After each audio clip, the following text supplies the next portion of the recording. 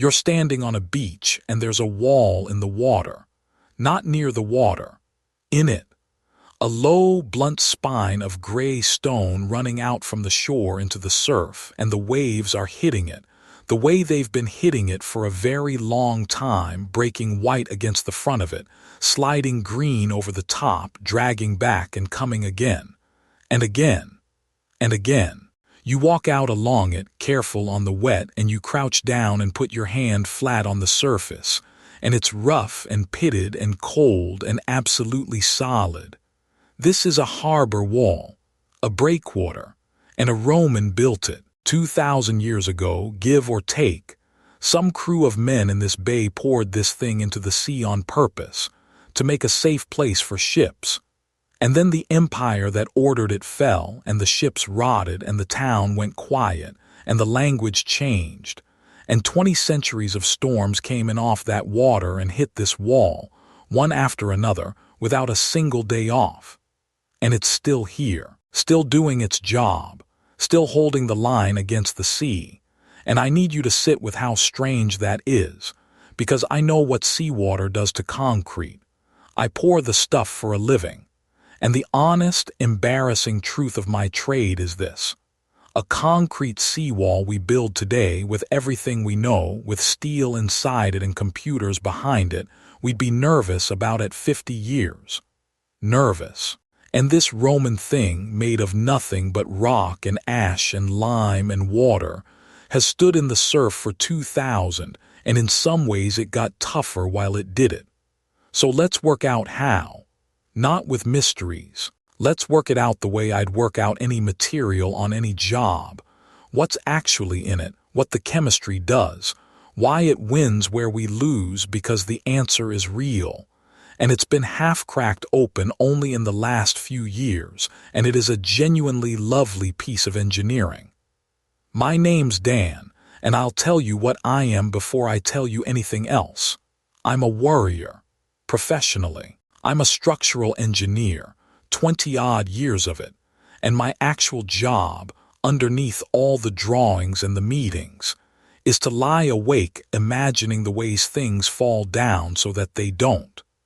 And there is one material I worry about more than any other, one that's under nearly everything I build and nearly everything you live in and drive over, and that material is concrete. It's the most used man-made substance on the planet. We pour something like billions of tons of it a year. It is the gray stuff the whole modern world is standing on. And here's the thing that keeps me up. I know it's dirty secret. Our concrete, brilliant as it is, and it is brilliant, is, in a lot of the ways that matter, temporary. We build car parks that spall and crumble in 30 years, bridges that need patching in 40, sea defenses we quietly worry about. And then I go and stand next to a lump of Roman harbor wall that's been sitting in salt water since before my entire civilization existed. And it's fine. And I feel this hot little mix of two things I feel a lot on this channel. Pure professional awe and pure professional jealousy. How? How did they do this with less than we've got? So no, I'm not going to tell you it's a lost magic secret. I'm going to tell you what's really going on inside that wall. And it's better than magic because it's true and because we're only now catching up to it. But before we go a single step further, I have to do something, because it's my job and because I respect you. I have to take the wild version away from you. You've probably seen the headlines. The lost Roman super formula. The ancient secret modern science can't reproduce. They knew something we forgot. And I get why those spread, they're a great story. But as an engineer, I have to be straight with you. That framing is overcooked. It is not the case that the Romans had some mystical recipe that baffles all our laboratories and that we simply cannot make. We understand an enormous amount about how Roman concrete works. We've put it under microscopes. We've mapped its chemistry down to the crystal. We've published the papers. And in the last few years, we've cracked some of the best bits of it wide open. This is not a locked door. It's a solved and still being solved engineering puzzle, and the real story is more interesting than the mystery ever was. And I'll go further because I promised you honesty, and honesty cuts both ways. In some ways, and I went saying it about the ancients I love, our concrete is better than theirs. Straight up. But the ways it's better are not the ways you'd think, and the ways theirs beats ours are so clever and so counterintuitive that unpicking exactly who wins where is the whole point of today. So let's do it properly. Let's start with what the stuff actually is. The Romans called it Opus Caementicium, and the first thing to understand is that concrete is not one thing. It's a recipe, a mix of a few ingredients that do very different jobs, and the whole trick is in the ingredients and the ratios. So let me walk you through the shopping list because every item on it matters. Ingredient 1. Lime. You take limestone, you burn it hot in a kiln until it drives off gas and turns into what's called quicklime. And that quicklime, treated the right way, becomes the glue, the binder, the thing that's going to grab hold of everything else and set hard. Lime is the paste. Hold that word, lime, because it comes back later and it's the hero of the whole story. Ingredient 2, and this is the one that separates the Romans from everybody who came before them: volcanic ash. Specifically a particular volcanic ash they found around the Bay of Naples, near a town the Romans called Puteoli, today it's Pozzuoli, and out toward Vesuvius and Pompeii. That ash got a name of its own, pozzolana, named for Pozzuoli. And pozzolana is not just filler, it is chemically hungry. When you mix that volcanic ash with lime and water, the ash reacts with the lime and grows new mineral structures that lock the whole mass together into something rock-hard and, crucially, water-resistant. The Romans didn't know the chemistry the way we do, they couldn't have, but they knew, from hard experience, that this gray powder from that bay made a concrete that would set even under water and would last. They knew what worked, and they went and quarried it, and they shipped it around the empire. Ingredient 3. Water. Simple, but it's the trigger. The water starts the reactions that turn a wet gray slop into stone. And ingredient 4. The chunks. Because you don't want to make a whole wall out of expensive paste. You bulk it out with aggregate the Romans called the chunks cementa, which is where our whole word cement eventually comes from. And their aggregate was rubble, broken rock, and lumps of volcanic stone. Big, chunky bits, packed into the wet lime and ash mortar so that when it all cured you had a cheap, enormous, solid mass of artificial rock. So that's the recipe. Lime, volcanic ash, water, and chunks of rubble. That's it. That's the material that built the aqueduct piers and the great baths and the harbors and the roads' foundations. And domes will get to that still make me a bit dizzy. 4 humble ingredients. And I want you to feel the reach of that for a second, because we tend to picture the Romans as a handful of famous ruins, and that badly undersells it. This material, this exact gray lime and ash recipe, was poured across an entire continent. It bound the cores of aqueducts that carried water for dozens of miles on a slope so gentle you'd struggle to see it. It set the deep, layered foundations under the great roads, and those roads are their own quiet miracle, built up in courses like a cake, drained and cambered so cleverly that in places you can still walk them. It made the vast public baths, the warehouses, the sea defenses, the bridge piers standing in moving rivers. This wasn't a party trick they did once. It was the concrete skeleton of a civilization, industrialized, standardized, and shipped everywhere the eagles went. And out of those same 4 humble ingredients, they got a building material that is, in the one arena that ought to embarrass us the most, still winning. That arena is the sea. Because here's where it gets genuinely strange, and where I have to hand it to them completely. Seawater is a nightmare for concrete. It is, chemically, an attacker. Modern concrete out in the ocean, piers, sea walls, the legs of offshore platforms, is in a slow, constant war with salt and wave and chemistry. And salt water finds every weakness we've got and works at it, year after year, until things spall and crack and fail.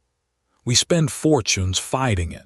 We design marine structures with their whole future decline built into the maintenance budget because we know the sea is going to have them in the end.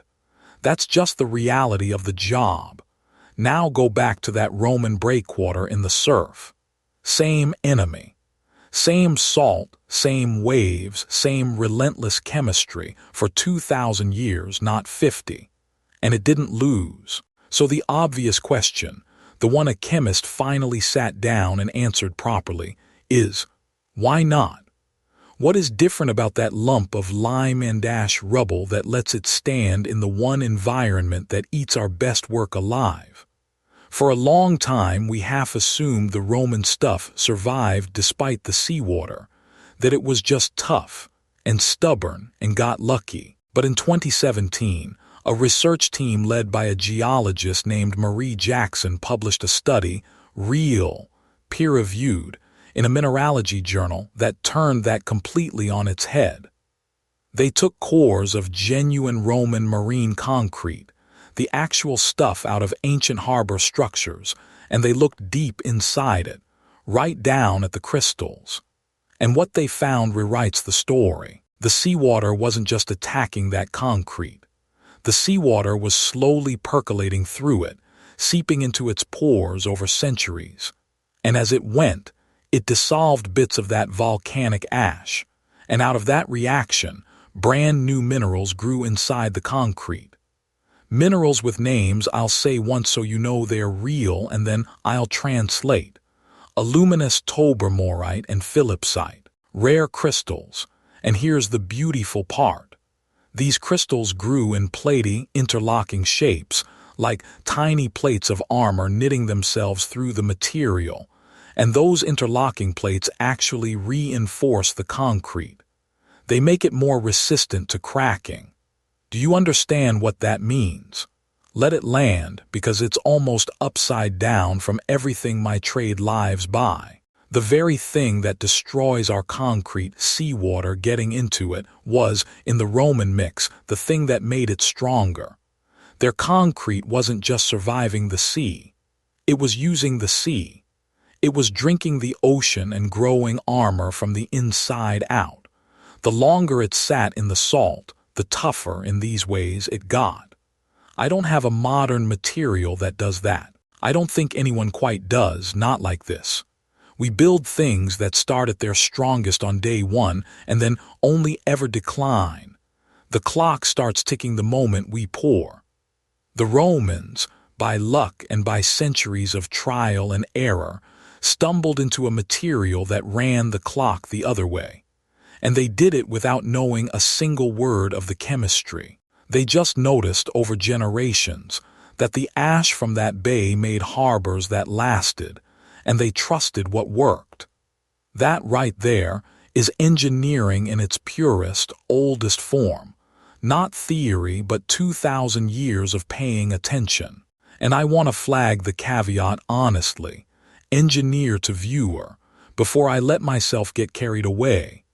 This is the marine mix specifically, the harbor stuff, sitting in salt water, with that particular volcanic ash reacting with the sea over enormous stretches of time. Not every lump of Roman concrete is doing this, and the reaction is slow, and reasonable specialists still argue over the details of how much each mineral contributes. But the core finding is solid, and it's peer-reviewed, and it's genuinely startling. In the harbors, the sea and the concrete weren't just enemies. Over centuries, in these specific ways, they became partners. But the sea trick isn't even the part that made the headlines a couple of years ago. Because there's another puzzle sitting inside Roman concrete, and it's this. If you look closely at a lot of it, not just the marine stuff, you find these little white lumps scattered all through the gray. Small, chalky, white chunks, millimeters across, sprinkled right through the material. And for a long, long time, the experts looked at those white lumps and basically shrugged. The assumption was sloppy work.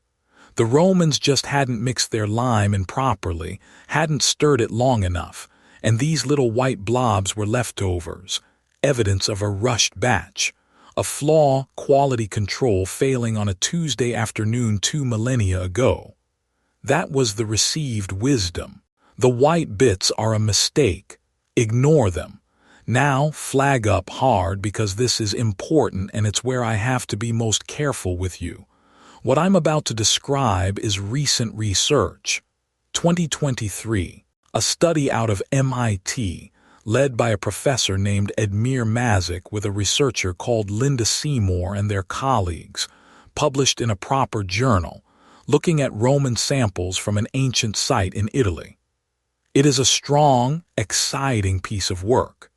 It is also new, and it is still being argued about by other clever people, which is exactly how science is supposed to work. So I'm giving you their leading idea, and I want you to hold it as a very good current explanation, not as a stone tablet.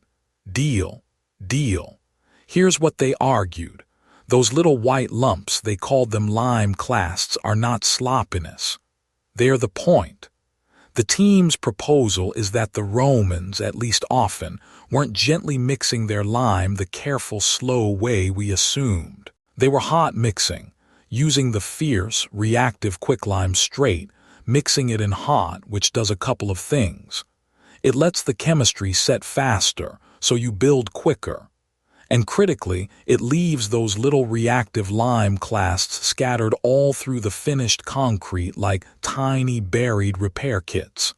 And here's the trick, the bit that genuinely made me put my coffee down. Say a crack starts to open in the concrete, as cracks always do in everything given time and stress and weather. That crack travels through the material until it hits one of those little white lime clasts. And water, getting into the crack, reacts with that exposed reactive lime. It dissolves it, and then it redeposits it, recrystallizes it, right there in the gap. The lime clast, in effect, bleeds calcium into the crack and seals it back up. The concrete heals its own wound.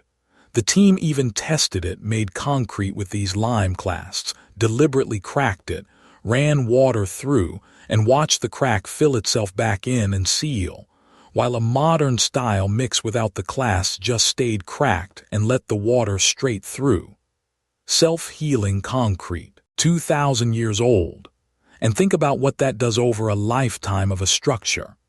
Every building I've ever worked on is, from the day it's finished, in a slow losing fight with cracks.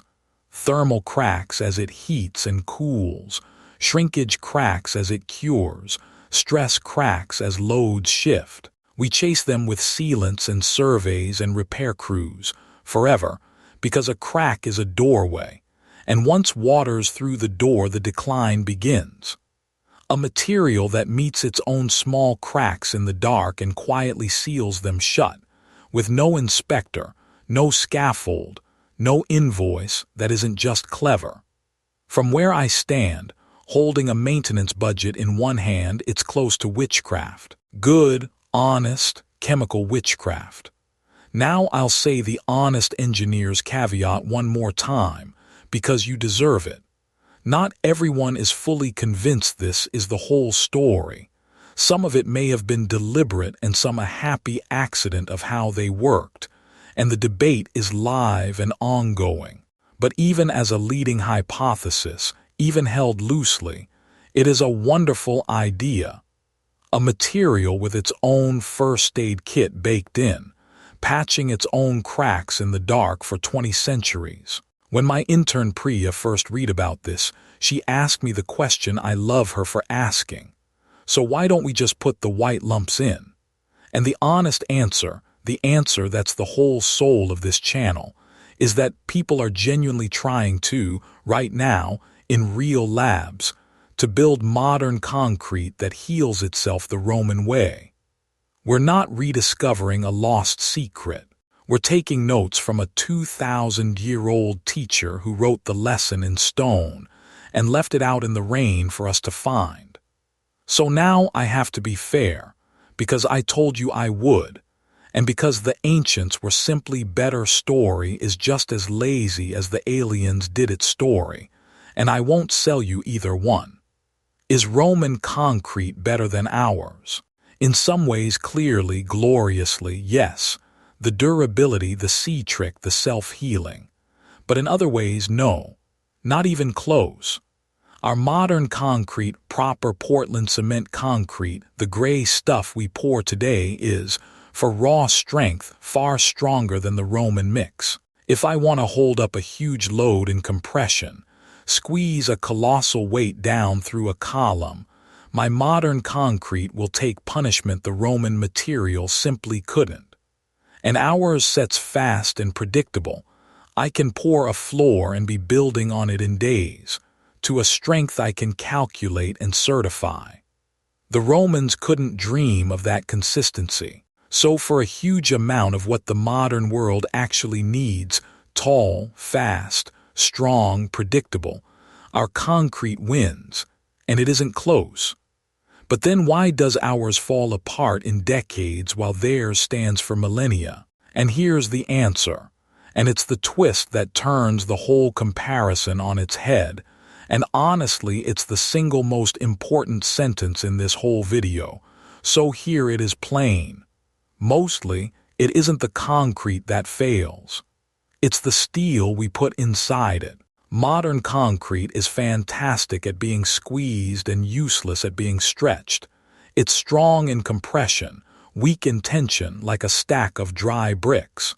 So to make it do all the clever spanning things we need, beams, bridges, floors, cantilevers, we cast steel bars inside it. Reinforcing bar. Rebar.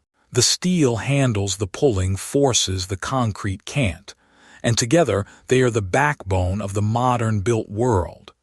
It's a brilliant partnership, and it's why we can build shapes the Romans never could. But steel buried in concrete out in the weather has a fatal flaw.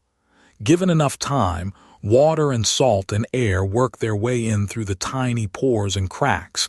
They reach that steel and the steel rusts. And here's the killer detail: when steel rusts, it swells. It expands. Rusting rebar can push outward with enormous force from inside the concrete, and it cracks the very material that was meant to protect it, and it spalls off great flakes, and it exposes more steel, which rusts faster, which cracks more. It's a spiral, and once it really starts, the structure is on a countdown. That rusting steel is the #1 reason your local multi-story car park looks 100 years old at 40. The concrete didn't betray us. The steel did. And now look back at the Roman wall in the surf with fresh eyes, because here's the thing. It has no rebar. None. There's no steel in there to rust and swell and blow it apart from the inside. It's just the concrete, the self-healing, sea-loving, unhurried lump of lime and ash and rubble, with nothing buried in it to betray it. The Romans built without the very thing that kills our structures, and so their structures don't die the way ours do. It's not that they had a better secret. It's that they never introduced the poison in the first place. We traded their kind of longevity for our kind of strength and speed and clever spanning shapes. And mostly that's a trade worth making. But it is a trade, and the bill for it comes due, on a schedule, in every rust stain weeping down every concrete wall you'll pass tomorrow. Now, if you want to see just how far they could push this material with none of our steel and none of our machines, there's one building I have to bring you to, standing in the middle of Rome, and I genuinely get a little emotional about it. The Pantheon. I'm not going to tell you its whole life story today. That's a video of its own, because I want to keep us on the material. But you need to know this one fact, because it's the flex to end all flexes. The Pantheon is topped by an enormous concrete dome, a perfect hemisphere with a great round hole open to the sky at the very top, and that dome is unreinforced concrete. No steel, no rebar, none of the modern crutches.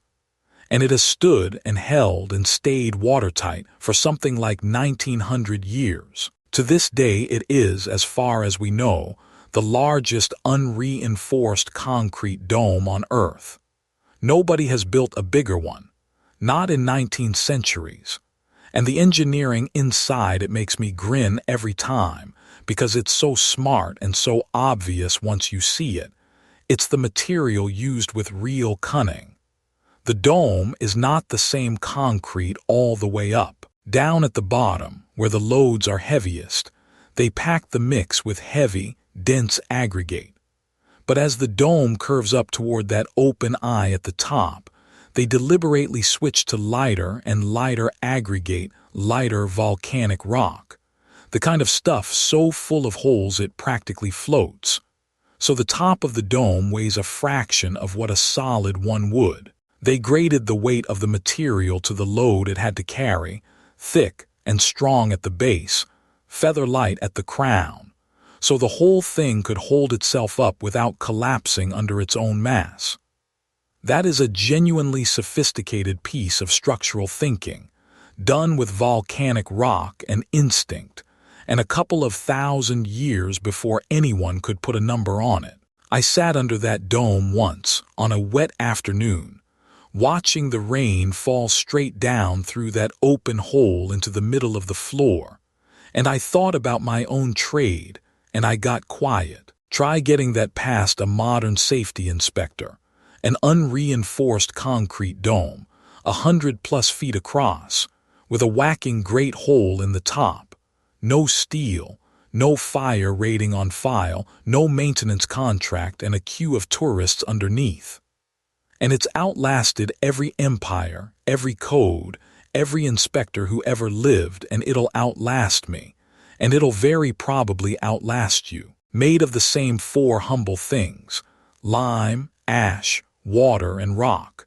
So let's put it together, because there's a real diagnosis here, and it's not the one the headlines sell. The Romans did not have a magic formula we lost. What they had was a material and a mindset that were built from the ground up around time. They used ingredients that got tougher and healed themselves over centuries. They built without the steel that dooms our structures to a rusting countdown. And maybe most importantly, they built slowly and heavily, and for keeps. A harbor, a dome, an aqueduct was meant to serve for generation after generation, and the whole way they worked assumed that. We build differently, and mostly for reasons that make hard sense. We build fast because time is money and we need the thing open now. We build strong and thin and clever because land is dear and we want to span further and stack higher on less. We accept the rusting steel because it buys us shapes and speed the Romans could only dream of. And we quietly build in an expiry date because, and this is the uncomfortable core of it, we mostly don't actually expect or even want the thing to last 2,000 years. We expect to knock it down and rebuild in 50. Our concrete is temporary because, deep down, we designed our whole way of building to be temporary. The Roman material outlasts ours not because they were wiser than us, but because they were aiming at a different target. They were aiming at forever. We're aiming at the next quarter. And the wall in the surf is just that difference, poured into stone and left in the sea, where you can walk out and put your hand on it. And here's where I turn it round on you, because I didn't drag you through the chemistry of ancient cement just to win a pub argument. That difference, build for forever, or build for the next quarter, is not really a Roman question. It's your question, and it's mine, and it runs through everything, way past concrete. We live now in a world that is very, very good at the fast, strong, disposable version of almost everything. Things that work brilliantly today and are landfill in 5 years. Phones, clothes, furniture, whole buildings. And if we're honest, sometimes the way we do our work, and even the way we treat the people around us. Strong and quick and replaceable. It's efficient. It's often the right call. But it has a cost, and the cost is written all over that rusting car park. Things that were never built to heal, and so they only ever wear down. The Roman wall asks you a quieter question, and I think it's worth carrying out of here. What in your life are you building to last? Not everything can and not everything should. I pour plenty of concrete that only needs to hold for a while. And that's fine, that's honest. But some things, a skill you're growing one patient year at a time, a friendship, a family, a piece of work you actually care about, some things are the harbor wall, not the car park. And those things don't get their durability from being strong and fast and clever. They get it, like Roman concrete, from a couple of unglamorous, deeply unmodern ideas. Use materials that grow stronger under stress instead of shattering. Don't bury something inside that's going to rust and betray you later. And quietly build in a way that can heal its own small cracks before they run. That's the real lost technique. It was never a formula.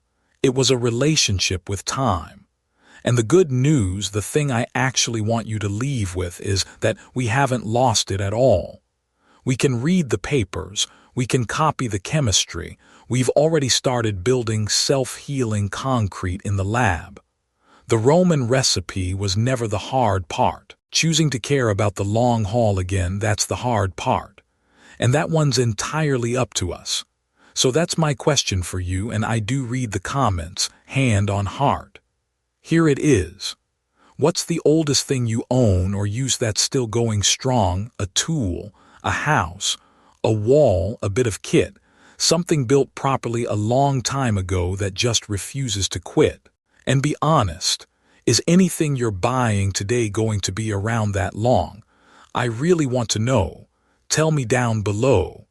The best answers on this channel always come from you lot. I'm going to go and lose another argument with my foreman Mike, who wants to pour a sea-wall on a Friday afternoon in the rain to hit the deadline on the over-budget job that's already run us double what it should have. And I'm going to stand there thinking about a bunch of Romans who poured concrete into the actual ocean and got 2,000 years out of it. And I'm going to lose that argument anyway, because deadlines always win. And that's rather the whole problem, isn't it?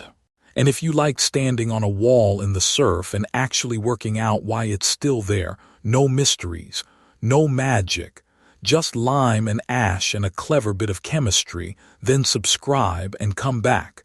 Because next time I've got another one that's still standing, still holding, still quietly showing us up. My name's Dan. Mind the load. And the next time somebody tells you the Romans had a magic secret we lost, tell them the truth. They didn't have magic. They had patience. And that's the one thing you can't order in a truck.